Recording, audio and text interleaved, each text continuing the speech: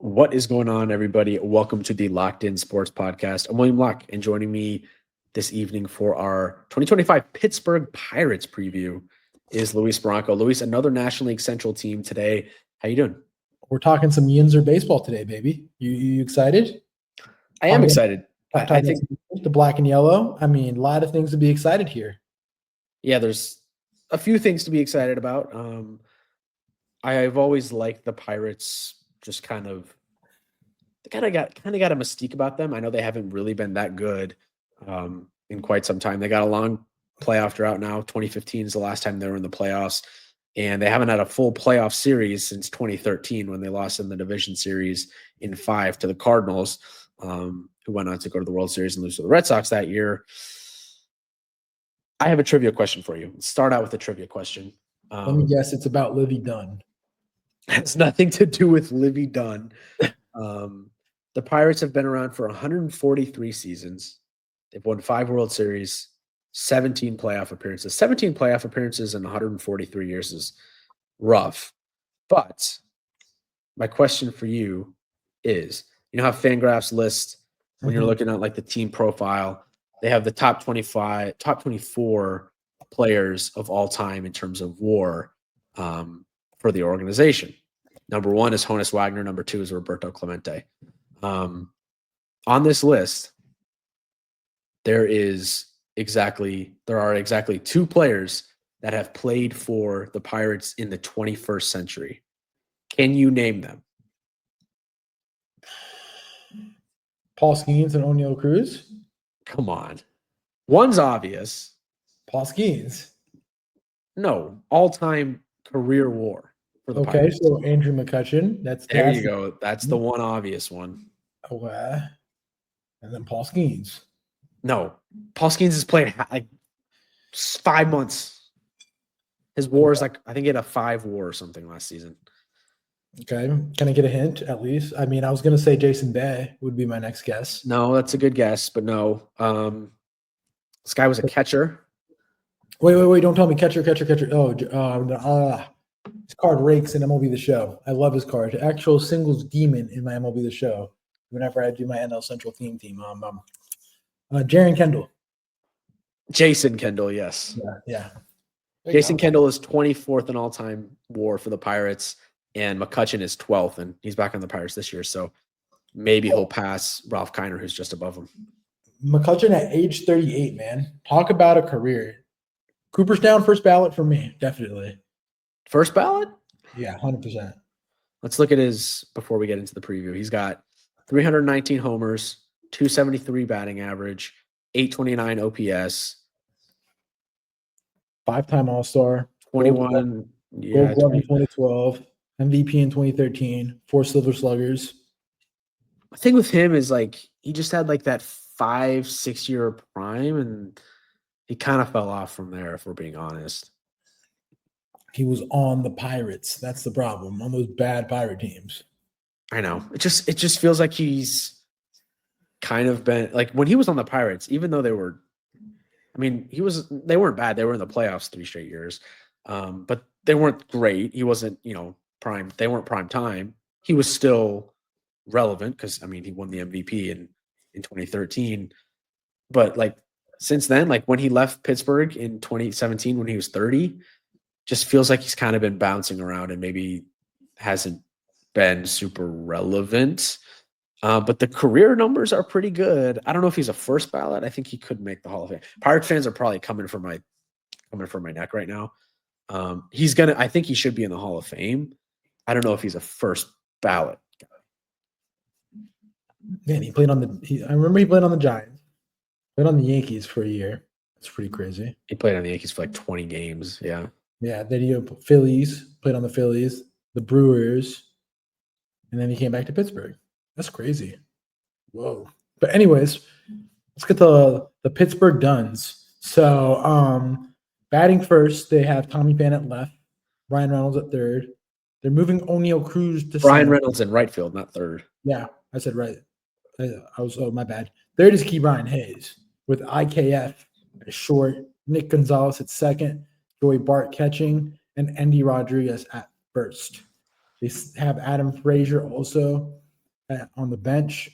The rotation was where they make their money. Paul Skenes, Mitch Keller, Jared Jones, Andrew Heaney, and Bailey Falter. Guys of note in the pen, David Bednar is still here. They have Dennis Santana, who was on the Yankees. If you remember him, William. Barely. And then Tim Meza, who was on the Yankees. He was on the Yankees last year. Exactly. So what are we thinking? I mean, they also have Henry Davis, the number 1 overall pick. He's in the minors right now. They got guys like your boy Termar Johnson. Excuse me. Also, they have Bubba Chandler. And then the most interesting guy, in my opinion, is Connor Griffin, 6'4", 215, 18-year-old. Talk about a unit. So take it away. I mean, it's not the most exciting team in terms of lineup. Last year, their batting order in terms of cumulative WAR across all their hitters was 27th. They finished toward the bottom in a lot of important stat categories when it came to hitting. And I don't really think they got that much better. Maybe didn't even get better at all. I think the acquisition of Tommy Pham was good. And anytime any team that has Tommy Pham is better because of it. But it's not like this team's really investing. The ownership's not investing in the team at all. I mean, their payroll is $88 million this year. It was 87 last year. They did give Brian Reynolds that big deal, 8 years, 106 million.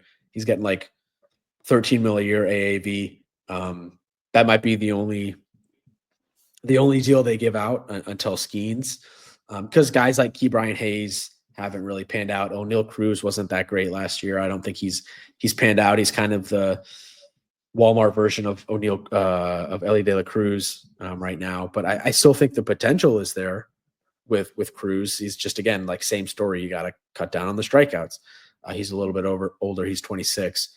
Don't forget the injuries. He had that injury, I think it was last year, where he was sliding in the home and he fractured his ankle. Well, he hardly played any games in 2023 because of that ankle injury. Because he was like out for like 12 weeks. Yeah, last year he played 146. So he was mostly healthy last year. It was 2023 when he was injured. That's big on development, man. When you miss that time, you miss those game reps, and you know all about those game reps. Yeah, that's true. Hopefully he has a bounce back year.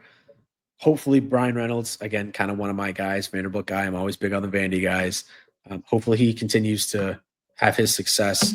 And then Joey Bart maybe hasn't really panned out. Henry Davis certainly hasn't panned out. Andy Rodriguez hasn't panned out. Ke'Bryan Hayes, at least offensively, hasn't panned out. They did bring in IKF via trade last July. I'm a big IKF guy. But Adam Frazier, free agent acquisition, okay. But the story here is the rotation. That's why you're going to be tuning into the Pirates this year. And it might be every 5 days to watch Skenes. But I do think they could finish in the top 10 in starting pitching rotation cumulative WAR. Keller is a great number two. Great number two. I saw him pitch in Milwaukee a couple years ago. It was really impressive. You got Jared Jones, who you're going to have to limit his innings maybe a little bit. They did last year. But he's really good. He's only 23. Skenes, Keller, and Jones. It's a really tough top three. But it's kind of like a better version of the Marlins. Like the lineup's a little better. It is. It's leaps and bounds better than the Marlins, but that's not saying much because the Marlins lineup is so bad. But they could lose a lot of 2-1 games where Skenes goes 8 innings or 6, 7, 8 innings, doesn't hardly give up any runs, and then the bullpen blows it because the team just can't score any runs. I think it's going to be the story of the year for the Pirates, unfortunately. Yeah, I just think the lineup lacks a lot of hitters in general, and I do really think that the pitching is going to carry the way with the Skenes, Keller, Jones, and potentially Bubba Chandler by the end of the season. Yeah, they have a good farm system too. Nick York, top 50 in Keith Law's list. You mentioned Bubba Chandler. You also mentioned Connor Griffin. Tamar Johnson. Unfortunately, it's kind of a make or break year for him. He's continued to fall down prospect board lists. like alongside Drew Jones and Cam Collier, who are in his draft class. He's just the hitting hasn't been there, unfortunately, for him. I don't know, like the ownership doesn't spend money, and to have a payroll in the $80 million range when you have arguably the best pitcher in the entire National League already in his first full season as a major leaguer. I don't know. I mean, it's going to be all pitching this year and moving forward for this organization until they decide to start spending some money. I'm sure you'd have, considering how good Skenes is, you'd be able to bring in some free agents that want to bolster that lineup if they show some signs this year. But the question is, do they show some signs offensively? I don't know. A lot of young guys in that lineup. Do you remember the promo they had for the Paul Skenes rookie card? Yeah, And it was packed. It was packed, and the kid was like, "Nope, not at all. Not taking the offer." It was a huge promo deal. But my thing is, do you think they buck up the truck for Skenes? When is he a free agent? I'm going to pull it up. He's not a free agent until 2030. So same year as O'Neal Cruz or Ellie De La Cruz. He'll be that's only 5 years from now. It'll be like 27, 28. Is he a Boris guy? Is he a boy? Look it up. Nope, he's WME. Okay, so he's not Boris. So that's a point for he might resign. The question is, though, I think he really cares about winning. And I think he's going to get frustrated with this front office really quickly when they don't spend money to make the team better, when he's going to be a top 5 pitcher in the National League year in, year out, as long as he stays healthy. They might offer it.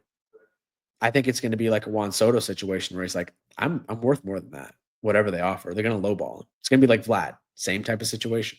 He'll end up on the Dodgers. He's a California kid, says he likes playing out there. I can just see another deferred contracts deal. My thing is, though, is Guggenheim going to be the owners?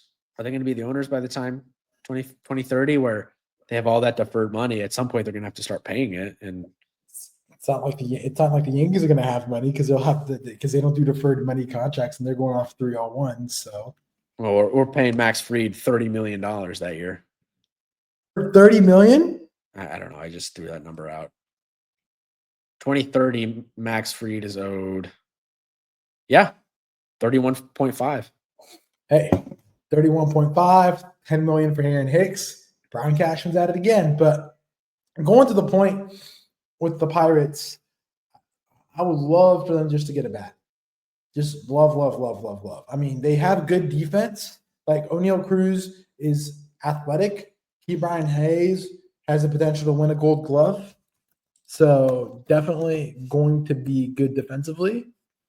But, man, they just got to get on base. I mean, you already won a Gold Glove in 23, as in Brian Hayes. So who knows? William, time for what the listeners want to know. The Pirates went 76-86 last season. Their over-under is 77.5. Remember, Paul Skenes did not debut immediately. It took him till June to debut. I think it was May. I'm trying to think because I watched him live on the computer versus the Cubs, and I remember I watched Netflix that night. I went for tacos, but I decided that I didn't want tacos, and I just ended up staying home. And May 11th. It was May 11th because he was pitching in Indy for a while. Yep. With the AAA affiliate. So, William, what do you believe? 77.5 over under? Well, I'm over on the Reds, who are 78. I don't think the Pirates are better than the Reds, and the lineup kind of stinks. So, and I honestly don't remember them winning 76 games last year. But I'm going to go under. Yeah, I'm going to also take the under. Best case scenario is that their youth develops and they crash the wild card party this year. Maybe division if they can hit, because the Central is just a bag of worms and gumballs in there. Worst case is that Skenes struggles, or just isn't himself this year. God forbid he gets hurt. And, the team just goes into free fall, bottom of the Central. Do we agree? Yeah. I mean, I just hope that they don't ruin Skenes. Like, keep him nice and hot and ready. Like Little Caesar's Pizza, I really wonder at what point he just starts to get fed up with the organization. Do you think he's ever going to say that? I just think he will never say that. I think he's just so politically just quiet, like natured. Like his girl is the one out doing the social media work and the talking. Oh, we love Pittsburgh. We love it. Like she's the one doing all that. The Jets. They're plus 700 to win the division, which is last. But I don't know. I could see him complaining. I just can't see it out of him. I mean, he's going to be one of the best pitchers in the league every single year for the next 5 years until he's a free agent. Isn't he the best pitcher in the league right now? Could we argue? Yeah, crazy, but yeah. I mean, it's him, Tariq Skubal, Tarek, yeah. Chris Sale, you can throw in there. Garrett Cole, Chris Sale, but can he back it out? Garrett Cole, I think, is definitely. Where does he fall? Like before we wrap up this episode, where do we rank Paul Skenes as in the lineage of MLB pitchers right now? Like just pure pitching rankings right now? Like right now, if we were to grade like 1 through 5, or like grade him, is he top? I think he's top 3. Yeah. I mean, if you have one pitcher for one game, World Series Game 7, who do you want starting it right now? Take like playoff experience and all that stuff and pressure, like take all that away. Just purely saying you have one pitcher to pitch Game 7 of the World Series. Who would it be? Probably Skenes or Skubal. I just can't think of anybody else right now because when you think about like your perennial, we're going through like this really weird era where we're getting a shift from those guys we grew up with, like the Scherzers and everything. We don't know what DeGrom's going to be like this year. We don't know what Ohtani's going to be like. So it's kind of like the de facto answer. And I mean, with Garrett Cole, yeah, the last time we saw him pitch, he was great.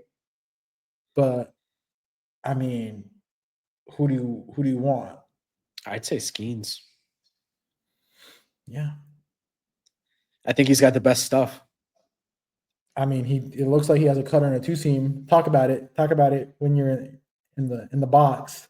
What's your mental, game plan with those things at his arsenal now? And he has the splinker as well. Yeah, I don't know how you hit that. Like how they break in different directions. 2-seam breaks in on you, cutter breaks away as a righty. So you just like hope he like misses the location on fastball and just sit fastball. He throws he averages like 99 mile an hour fastball. It's crazy. Last year he threw 4-seam sinker, curve, sweeper, slider, change, 5-pitch mix, 6-pitch mix. And you're telling me he's adding 2 more pitches? Or 1. It's like a variation of 1, And he threw them all like relatively decent amount. Did you see that video in spring training? I think he was throwing a Tommy Pham or something. You could get the behind the plate view of that pitch. Yeah. It's crazy. What are you doing as a hitter? Like you're in the box. Where's the ball knowledge here? What are you doing? You pray. You pray for a fastball? I think you have to sit fastball. Yeah. He throws it, 39% of the time and just hope you time it up. Yeah. He's got so many off-speed pitches. Yeah. It's tough. Where are you drafting him in fantasy? How high? Dude, as a Paul Skenes owner last year, it was so nice having him every 5 days. Like, I know I had him stashed up in my roster. It was so nice. You're getting like at least 7 strikeouts. At least 7 to 9 strikeouts in like 4 innings. Like his first line was like, I've never seen a pitching debut like him. Like I sat down, I stopped studying, and I was like looking at him, and I was like, he was through 4 or 7 strikeouts, like 1 hit. Like the dude was like electric. He makes the Pirates.TV worthy. I think every 5 days you'll be tuning into the Skenes start. Skenes show. Who do they have opening day? I think they're on national TV. I think they play LA. No. Detroit plays LA. because School's pitching out in LA to open the year. They play. Oh boy, Arizona, right? nope. It's not the Yankees because the Yankees have Milwaukee. Can you give me a hint? What division? East. Is it Boston or Nope. Baltimore? National League East. Oh, they're opening up with the Juan Soto Mets. Nope. Oh, the Phillies, the poop show, Nope. the Braves, Nope. the Marlins. Oh, Yeah. boy. They're in Miami. They're in Is Miami. it Miami the 27th? Yep. Oh, sorry for my language. I'll be there. They have Better go. Hey, they have Pitbull opening up the show. They got man, Miami Marlins. I'm sorry we always go back to this, but Miami Marlins should just be putting out Paul Skenes as their whatchamacallit, as their like promotional. They're doing like, oh, this guy that does Despacito? That guy, he's singing Despacito. He's gonna be there. Go opening day, and then they have a Pitbull opening day. So, hey, let's go. You can get in for $34. You better be there. Easy money. When is it? Thursday, the 27th at 4:10. Opening day with Sandy Alcott. No, it's Luis Fonsi and Flo Rida. A free Flo Rida concert at Paul Skenes. Oh, I'm there. That's a great pitching matchup, Sandy Alcantara versus Paul Skenes. Might watch that game. And Flo Rida concert too? Like nostalgia? Like, can you put some respect? Flo Rida has some bangers. He does. He does. He was definitely big in middle school. And Paul Skenes? Oh, I'm there. All right, that should be fun. That should be fun. But any closing remarks on the Pittsburgh Pirates, the Yinzer team? They need to sell, they need to sell, or they need to start spending money to support Mr. Paul Skenes, who is probably going to be my pick to win the Cy Young this year. Maybe MVP too. Woo. I don't know about that. Well, Ohtani does exist. But if you take Ohtani off the Dodgers, do the Dodgers still win 95 games, 90 games? Yeah, but that's not how it's. No. What does MVP stand for? They don't do it that way. We've had this argument 100,000 times. What does MVP stand for? Most valuable player. Okay, if you take Paul Skenes away from the Pirates, how many games do they win? He's a pitcher. He pitches every 5 days. He doesn't have that big of an impact. Not one play. One player in baseball doesn't make that big of an impact. It does make an impact because instead of winning 20 games, you're not winning 20 games. Paul Skenes is not a 20-game winner. Come on. He is. What are you talking about? How many games did Tariq Schoolboy win last year? Let's look it up. He went 18-4 last year. So let's say he wins 18 games. So that means 18-game difference wins. Yeah, that is a big swing. Paul Skenes last year went 11-3. So that is 11 games that they won't win. Well, that's games that he got the win for, but how many games did he start that they ended up winning too? I don't know if you can easily find that, but let's look at the game log. Oh, let's look at last year's game logs. So last year they played crap. It's hard to. It's hard. You literally have to go. 1, 2, 3, 4, 5, 6, 7, 8, 9, 10, 11, 12, 13, 14. So you said he won 11, and then he started 14. They won 14 games. So it's 3 extra games. So, and he only pitched for he missed a month, so he pitched for 5 months. So let's say he gets 2 more wins. So let's say he's probably in that 18 win range. So you're right, around 20 wins for Skenes. That is a huge swing. If they don't have him, probably looking at 50 games because I think they're going to be in the low 70s. No, yeah, I'm taking the under as well. I am taking the under. Just don't see runs. I don't at all. All right. You got anything else?